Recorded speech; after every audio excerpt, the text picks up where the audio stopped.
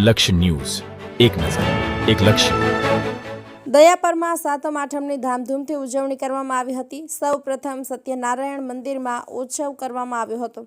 ત્યારબાદ આરતી કરવામાં આવી હતી. તેમજ માનસીબેન હળપતિએ પત્રકાર સાથે વાતચીતમાં જણાવ્યું કે પરંપરા મુજબ બહાર વસતા પાટીદારો દર વર્ષે સાતમ આઠમ તહેવાર મનાવવા માટે કચ્છમાં માદર વતન આવે છે.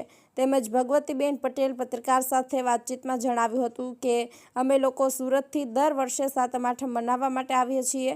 તેમજ દર વર્ષે બહાર ગામથી મોટી સંખ્યામાં પાટીદારો ભેગા થાય છે અને સાતમ આઠમના તહેવાર મનાવે છે. આગેવાનો પણ ખાસ ઉપસ્થિત રહ્યા હતા. રમેશભાઈ પારસિયા, નાનજીભાઈ વાડિયા, મનસુખભાઈ પારસિયા, વિસનજીભાઈ મૈયાત, મણિલાલભાઈ ભૂકાર તેમજ મંદિરના પૂજારી પ્રફુલ્લચંદ્ર ત્રિપાઠી અને કુલદીપ ત્રિપાઠી પણ હાજર રહ્યા હતા. દર્શન સોની, દયાપર. જય લક્ષ્મીનારાયણ. અહીંયા આઠમના દિવસે, સાતમ આઠમના દિવસે બહુ જ સરસ ઉત્સવ ઉજવીએ છીએ અમે. અને બહારથી વસતા લોકો બહુ જ આનંદથી અહીંયા આનંદ મેળવે છે. અમે સુરતમાં રહીએ છીએ પણ દર વર્ષે અહીંયા અમે આ મહોત્સવમાં આવીએ છીએ અને અઠવાડિયા સુધી એકદમ આનંદથી રહીએ છીએ. અને ત્યાં જઈને મહિનાઓ સુધી